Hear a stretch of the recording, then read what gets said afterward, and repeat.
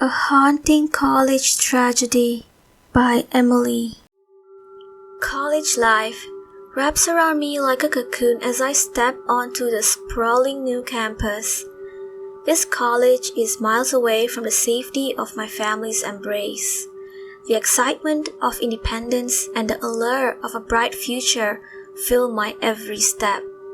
Navigating through the maze of bustling students, I feel a surge of anticipation mixed with a touch of nervousness. College has always felt like a distant dream, but now it's my reality. My backpack is heavy with textbooks, notebooks, and the dreams of my family who sacrificed so much to see me here. The promise of college life, of new experiences and friendships, it's both exhilarating and overwhelming.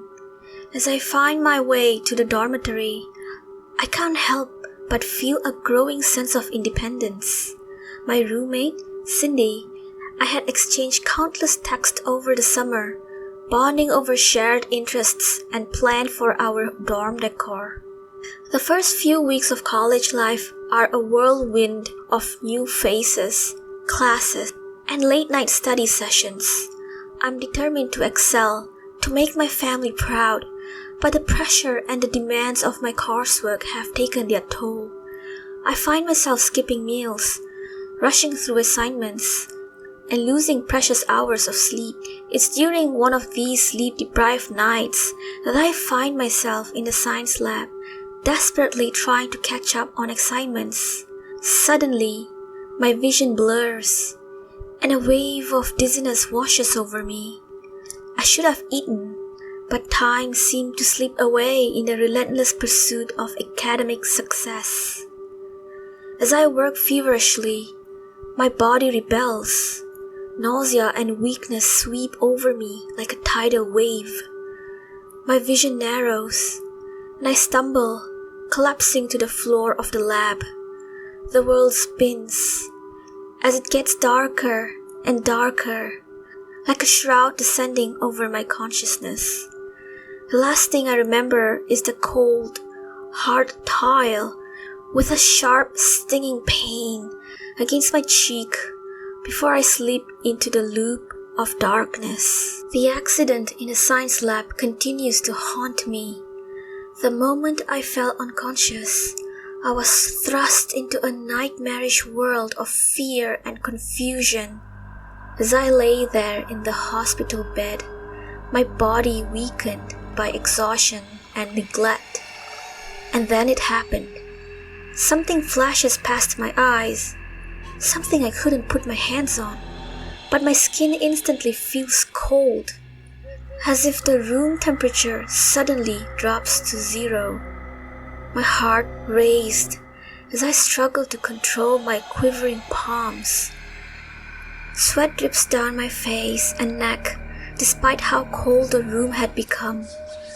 Terror freezes me, suffocating through the unexplained fear. My eyes opens wide with panic as I began to see things, strange things, shadowy figures that flickered at the periphery of my awareness, like phantoms on the edge of reality. I'm seeing ghosts and spirits. At first, my heart would race with terror whenever I spotted them. These spectral beings, their forms indistinct and eerie, seemed to defy all reason. I questioned my sanity. I convinced that I was losing my grip of reality. I'm going insane. I'm having hallucinations, so I believe. Fear is what I constantly feel, like oppressive fog, making every encounter with the spirits a chilling ordeal. The hospital room had become a breeding ground for my newfound dread. In the silence of the night, they would appear, their presence suffocating, taking away every last sanity that I have left. I would shiver beneath my blankets, frozen, unable to comprehend the inexplicable. I find it so hard to breathe. Every second, every sight, and every sound makes me jump in utter terror. My return to college is a bittersweet homecoming. While I was only 3 days at the hospital, all sense of time and space seemed to left. It felt like an eternity in hell during those 3 days. As I look into the mirror, I see an unfamiliar person. I have definitely aged more than ever in these 3 days. My eyes, sunken with more sleep deprivation, I have lost even more weight. I look malnourished. Long, black, unkempt hair dropped at my waist. At this rate, I look just like one of them. Like those things that gives me constant dose of fear. Cindy, my roommate, greets me with a warm smile. Her eyes filled with genuine concern. She took care of me, made me food, and made sure I took my meals, though she was the only one I'm close to. She knows nothing of the strange occurrences that have become a part of my life. I'm not sure how to explain this to Cindy, to admit that I've been seeing things that shouldn't exist. What if she thinks I'm delusional? That would just confirm my deepest fear of what I think I have become, and I would lose her, and I don't want that to happen. My life in college takes a nightmarish turn as I grapple with the haunting reality of my newfound ability to see spirits. I jump at every sound, touch, and even smell, no matter how tiny and inordinate they are. Sends my entire being a painful wave of utter dread. Cindy, my roommate, remains blissfully unaware of the unnerving experiences that plague me. She carries on with her studies and social life, her presence serving as a fragile lifeline in this disorientating sea of uncertainty.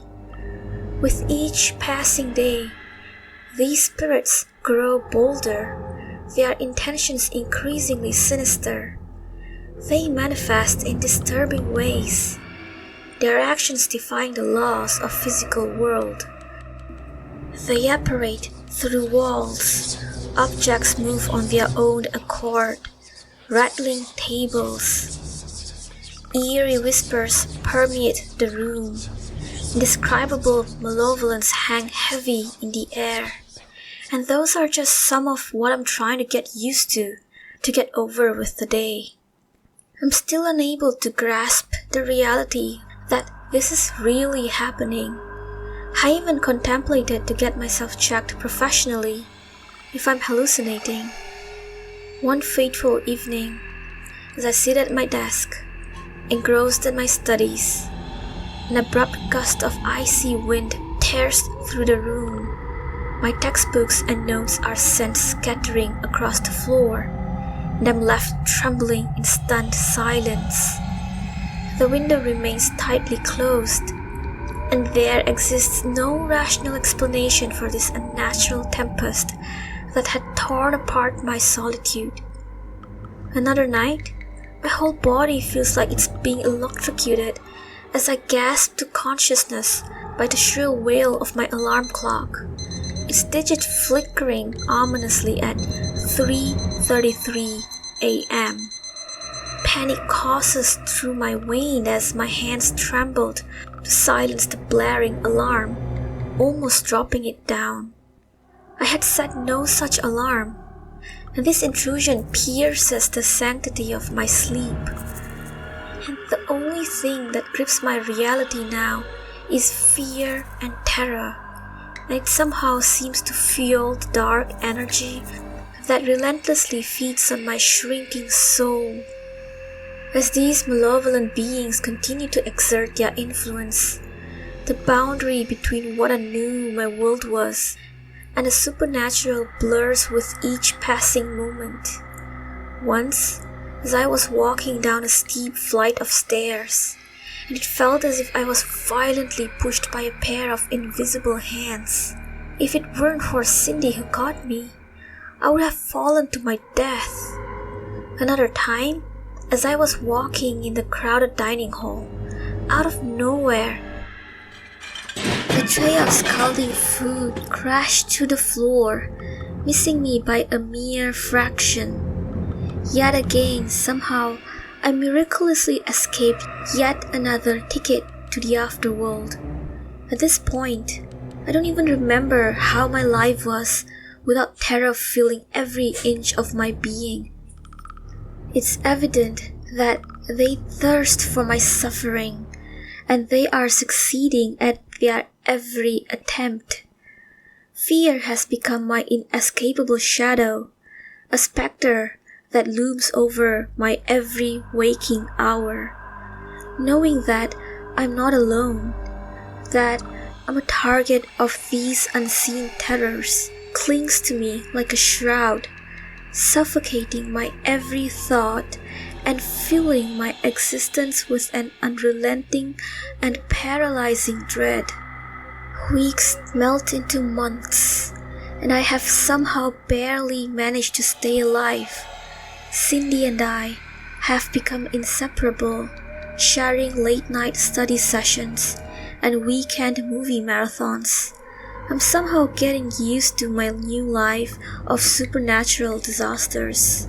One Friday evening, Cindy bids me goodbye to return home for an important event. My heart sinks at the thought of spending the entire weekend all on my own. Somehow, I feel more desolate than ever. A big, painful emptiness washes through me. As I reluctantly make plans for the weekend, my door is being knocked. There we go again, I think. Hoping it's a person, I warily open the door. A wave of relief crashes over me. It's Cindy. However, her abrupt reappearance baffles me. I watch her as she stands at the door, a perplexed expression on her face, as if she's unsure of how she ended up back here. With uncertainty hanging in the air, she suggests that we make the most of this unanticipated weekend together. She wants to take me to a picturesque place we have always dreamt of exploring, a spot just beyond the campus. I'm feeling much better that Cindy is with me, as I feel safer with her. It's as if she's somehow a shield to my supernatural occurrences.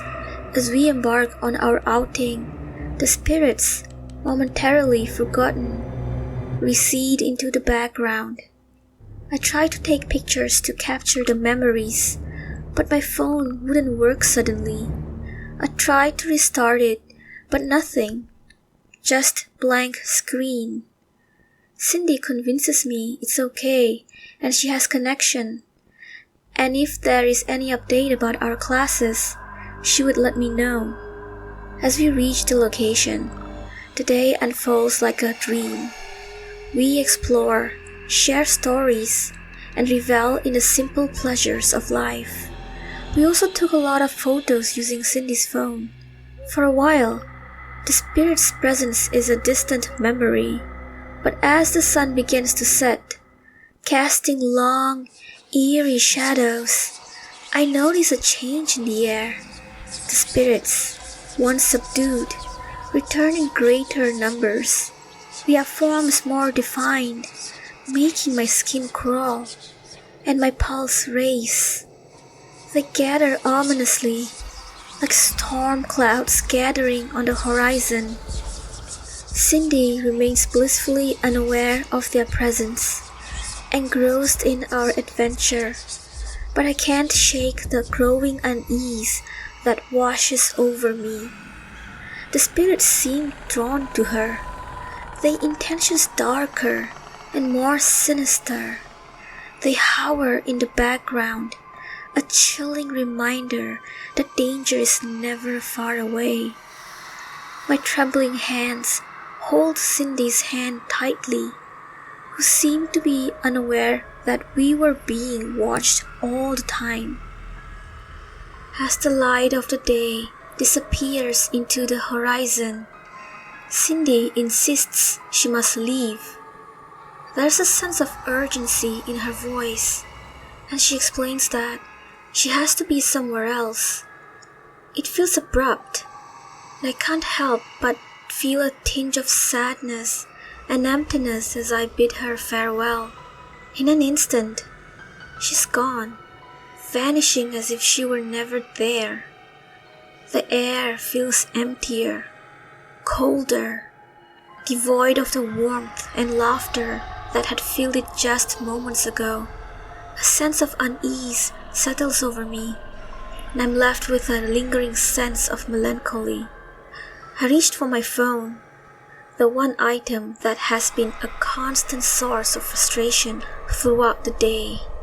Right at the moment, the connection is restored, and my phone buzzes with a flurry of notifications. My heart sinks as I read the messages that flood the screen. I can't comprehend what I'm seeing. They all say the same thing. Cindy has been involved in a terrible car crash, and she didn't survive. Shock and disbelief wash over me, and I drop my phone as if they were burning coal. The screen cracks as everything starts to spin, and the spirits, once lurking in the shadows, seem to take on a more sinister presence. It feels as if some invisible hands are squeezing my heart, suffocating me. My breath gets shallow and shallow. It's as if they had known, as if they had orchestrated this horrifying turn of events. Everything gets darker. My vision blurs to nothingness. Thank you for having the courage to watch. But remember, to summon even more unspeakable nightmares, hit that like button and subscribe to our channel.